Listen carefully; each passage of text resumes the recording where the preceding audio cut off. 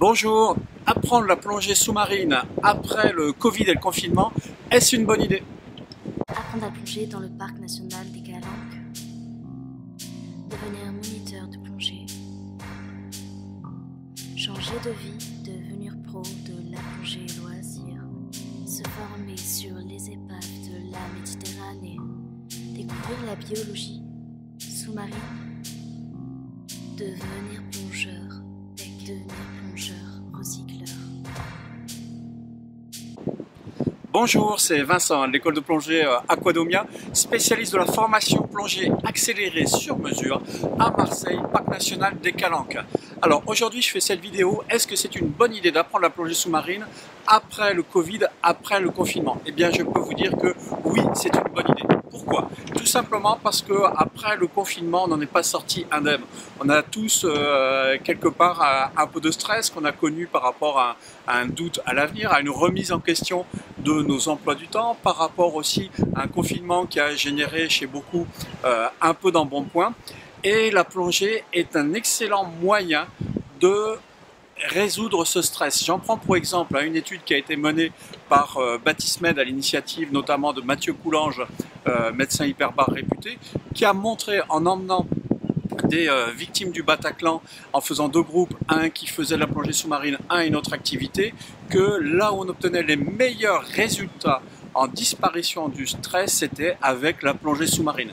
Donc il y a vraiment des effets bénéfiques d'apprendre la plongée sous-marine par rapport au stress et ça va transformer durablement votre vie tout simplement puisque vous vous occupez entre autres de vous, en développant des physio-plaisirs, en vous occupant de votre corps, des psycho-plaisirs, en développant des nouvelles connaissances, des socio-plaisirs, en rencontrant des personnes qui partagent la même passion. Bref, la plongée vous rend meilleur quelque part, puisque ça amène aussi maîtrise de soi, confiance en soi, etc. Alors après le Covid, il faut savoir qu'on utilise des processus qui ont été préconisés par l'État pour éviter toute propagation du virus. Donc bien sûr, il y a les mesures de distanciation sociale sur le bateau, si celles-ci ne sont pas respectées, de port du masque. Et ensuite, il faut savoir que dans l'eau, de toute façon, vous allez avoir votre détendeur en bouche et votre masque qui vous protège, tout simplement. Donc en plus, les mesures de désinfection du matériel assurent que normalement, il ne devrait pas y avoir de propagation. Alors moi, mon meilleur conseil avant de vous lancer dans une formation de plongée sous-marine, c'est d'acheter votre propre masque, de bien l'essayer. Pour ça, il s'agit, le vendeur saura vous expliquer. Et donc il s'agit en fait de plaquer le masque sur son visage sans la sangle et d'inspirer par le nez pour vérifier qu'il tienne en le lâchant. Donc là je vais avoir du mal parce que je tiens d'une main la perche et en plus j'ai mon bandana qui gêne un petit peu, mais vous avez compris le principe, j'essaie de le refaire.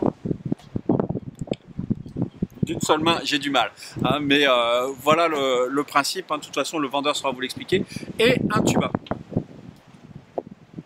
Et ce que je vous invite à faire avant de venir, c'est vous entraîner à avoir votre masque sur le visage, le tuba et à avoir une respiration buccale. Pourquoi je vous conseille ça? Tout simplement parce que durant votre formation, ça va déjà vous entraîner à respirer avec quelque chose dans la bouche.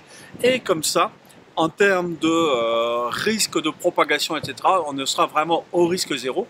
De toute façon, votre moniteur aura toujours son détendeur en bouche. Et nous, on va essayer de faire en sorte que vous l'ayez toujours en bouche. D'où l'utilité de cet exercice. Voilà, donc faire une formation en plongée sous-marine après l'épisode du confinement du Covid, c'est une très bonne idée. Bien sûr, sauf si vous avez été atteint du Covid, ou alors si vous avez atteint et que vous n'en avez même pas rendu compte. Alors pour cela, il y a des exercices très simples, puisqu'on sait que le Covid a une influence sur vos capacités ventilatoires, respiratoires.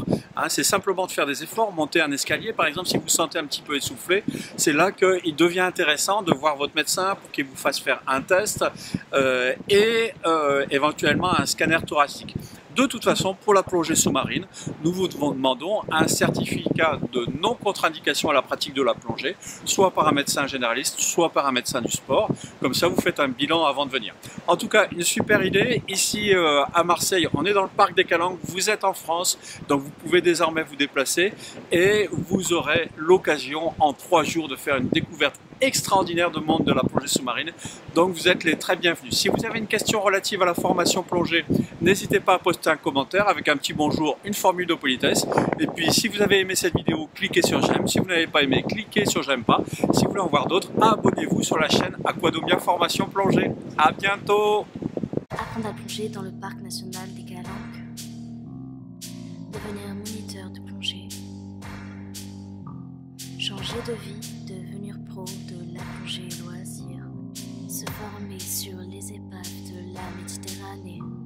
Découvrir la biologie sous-marine. Devenir